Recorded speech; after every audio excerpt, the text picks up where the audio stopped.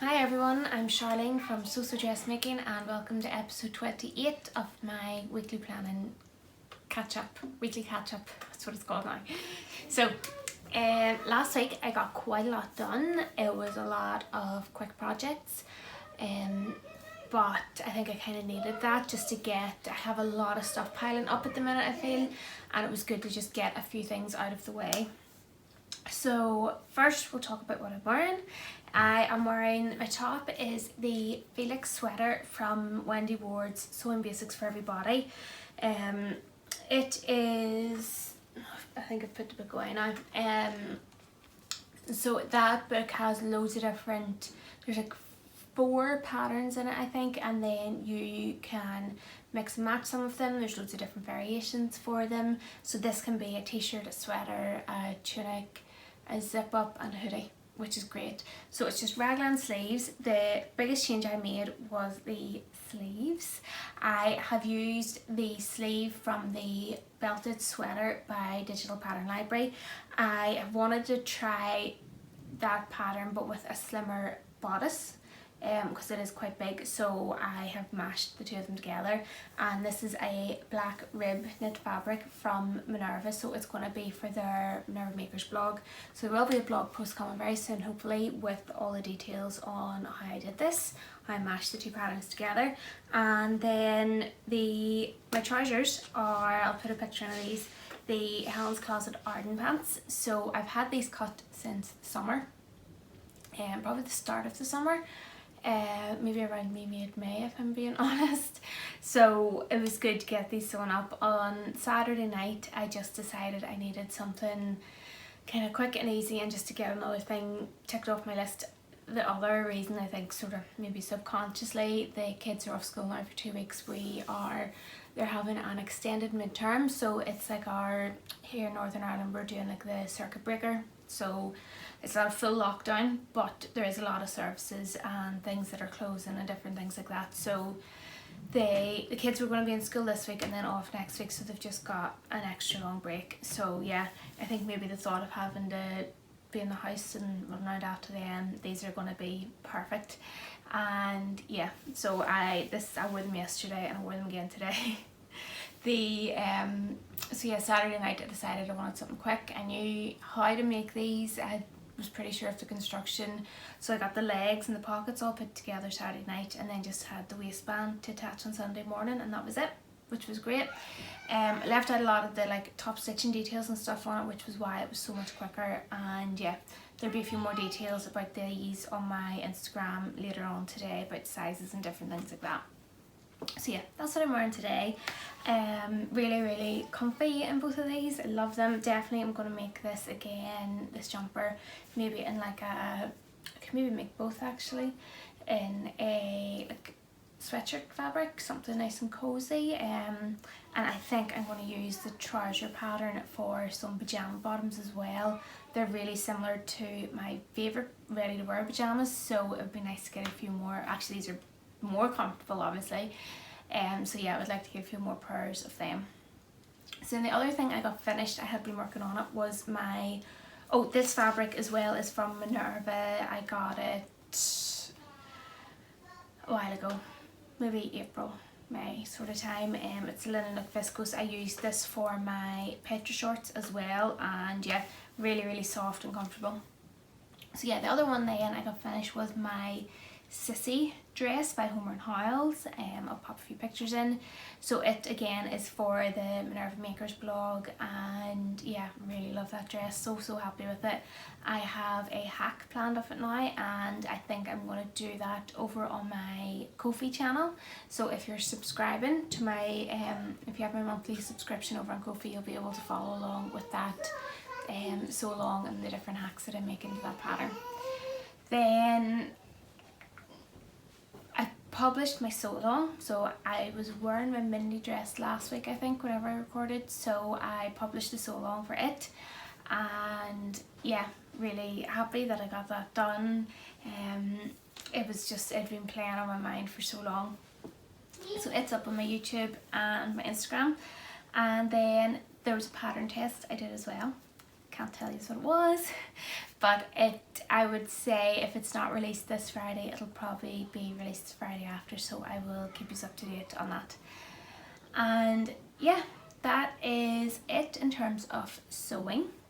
So that's it. That was a lot done this week. I got 3 things started and finished, and then 1 thing finished that I had been working on, so that was the Sissy dress. So yeah, good week, all very quick makes. So yeah, it was nice to have a week like that just to get a load of things out of the way, because I have so many plans at the moment, and yeah, I'm starting to feel a wee bit overwhelmed by it all. So then last night I got a few things cut out as well. So again, this is something that has been, sometimes there's just these makes that would play on my mind and I keep thinking about them, and whenever it gets to that stage I just have to get them made, because otherwise I will keep thinking about them. So this is the Lysimaque Lysimaque Cyclamen blouse. So I have been planning this for quite a while, but the thing that was holding me back was I wanted to do a toile of the bodice, just to see. A few people have mentioned how they have like removed the darts or added or changed them and things like that, or pleats, not darts. So I just wanted to do a quick toile to see how it turned out. And yeah, so all I did was the front and the back, cut them out of a pair of trousers that I'm not going to wear anymore, and yeah, did the pleats, or the pleats on one side, see what it's like, and yeah, happy with the fit. And how do we play about to pin the collar pattern piece on, and how do we play about with it. So yeah, I was really happy in the end with the fit and the style and everything. So I have cut it out in this stunning Rosewood Lyocell twill from Sister Mintaka. I mean, so I have used a lot of the Meat Milk Tencel fabrics and they're all lovely, but there's just something about this one, it's just beautiful. It's so lovely. And the sanded Tencel twills that I've used before, the colour fades a wee bit just because of the way that they are produced, and it kind of has like a worn out look, but I don't think this will have that same effect. So I got this one cut out along with a face mask, because I think that is going to be amazing as a face mask. Yeah, so I got that one cut out, and then while I was at it I thought, you know, I do want to make it another fabric, and the colours are similar enough that I could probably use like the same threads and do them both at the same time. So I cut it out in this, again from Sister Mintaka. It's a Lysimaque Cotton Lawn with this beautiful Ditsy floral print on it, which I really love. So there'd be slightly different colours on them, but same pattern. So hopefully the plan is then to make them at the same time. And it's not an overly difficult pattern, so I do think I could get through them quite quickly. Hopefully, we'll see. Famous last words always. And yeah, then I actually had enough of, where is it?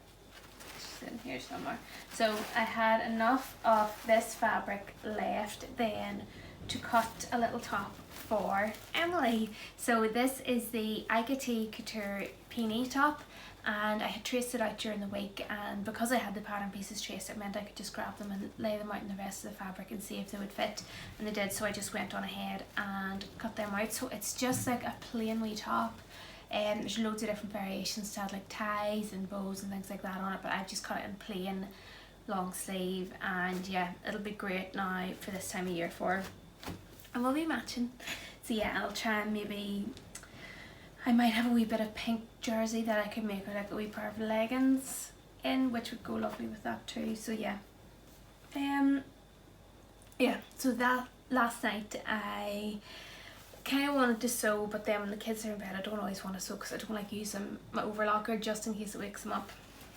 So I decided to cut these out instead. I'm really happy I did, because I'm looking forward to making a start on these. So yeah, the pink cyclamen, it is part of my first autumn winter collection, the pinks and greens.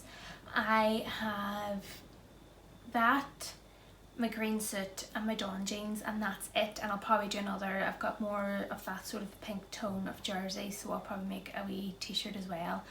But then that'll be that collection done. So I've kind of have a loose target of getting it done for the end of October, maybe like the first 2 weeks of November. There's a few other dresses that I'm going to be adding into it as well, which I can't really talk about yet. They're for blog posts, so I'm keeping them all secret. So yeah, I would like to try and get these all done then within like the next sort of 3 to 4 weeks. I would say the suit might not get it finished within that time frame, but even if I got the trousers done, that would be great, and then just working on the blazer. So yeah, that was another reason why I really wanted to get that blouse cut out. And then the other thing from last week, I published a blog post about the use of the term gifted fabric. So there has been a lot of conversation over on Instagram about it last week, and it's something that has actually been playing on my mind for a few months now. I had stopped using that term gifted because I just don't feel it's appropriate for what it's describing. So a lot of people will say that the fabric was gifted in exchange for a blog. I don't see it as a gift, because there's a lot of work that goes into doing a blog post for someone. So and I've detailed it all in my blog post as well, so there's all the deciding what you're going to do and all that back and forth sometimes. Then you have to pre-wash your fabric, you're cutting it, you're making it, and there's all those wee things that are all kind of costs that are built into that too, like overheads and stuff, which you wouldn't really think about, because a lot of the time when you're doing a blog post, you're making something that you maybe would have made anyway regardless, but there is a lot of work that goes into it. And for me personally, my blog posts are always finished to a slightly higher standard, and I'm always more worried about how I finish them and what they're going to be like. Then you have to get all your photos and write the blog, and you know, sometimes some companies, and just rightly, you know, expect a certain amount of words or a certain type of photographs and that sort of thing. So there is a lot of work that goes into it, and I think when you use the term gifted, it just doesn't really do that amount of work justice. So that's why I've started saying that the fabric was provided in exchange for a blog or something like that, or that it's a collaboration. And yeah, and I think I can understand how some people would probably find it annoying, thinking that other sewists are getting all the gifted gifts of all this free fabric and they aren't, which I do, like, I completely understand that. I don't really think it's the right way to describe it. So yeah, I wrote a blog post on that. I'll link it below, and you can go over and have a wee read of that as well if you want. And there is a lot of conversations happening over on Instagram too about the use of that term. And the same thing applies to pattern testing. I know there is a sort of a shift in terms of pattern testing, and I can see more companies starting to pay for it. And because again, it's the same thing, you know, you're paying for, you have to get the pattern printed quickly, you know, it's all done within a certain time frame, you're providing your feedback, all that sort of stuff. And for me, I usually use a fabric that I have in my stash, but there still is that cost of printing and stuff, and you might have something else planned and you have to clear that out of the way to get the pattern test done. So a few thoughts on all of that. And yeah, so if you want to find out more, you can go over and have a wee read. So yeah, that is it. Plans for this week: to probably work on my cyclamen. I've got 2 blog posts that for Lysimaque and for the rag shop, which I will be working on, and then content for my Ko-fi subscribers. So yeah, plenty to do as always. And then obviously the kids are off now for an extra week, so we're gonna put Halloween decorations up and bake and do lots of different things just to keep them busy. They're not having to do any, I'm not having to do any homeschooling, because it is just an extended midterm, which I suppose is a good thing. But yeah, there's still wee bits of work that I probably will do with both of them, just to keep them on top of it all. So yeah, that is it from me for this week. Obviously I'm wearing my Felix sweater and my Arden pants. And if you okay, we'll put your superhero costume on in a wee minute. Let me finish this, okay? Okay. So yes, if there is, where was I? So if you would like to support what I'm doing, you can head over to my Ko-fi page. As I've said, there is going to be a new monthly subscription over there as well, where you will get extra content, kind of like with the Love to Sew podcast, how, you know, you can give to them every month a Patreon, and you get your discounts and extra bonus episodes and all that sort of thing. Sorry, we've got Superman here now. So yeah, if you would like to head over there, I will link my Ko-fi page down below, and if you can just buy me a one-off coffee, or you can subscribe monthly now as well. So that is everything from me. I hope you've all had a lovely week, and I will catch up with you all soon. Bye!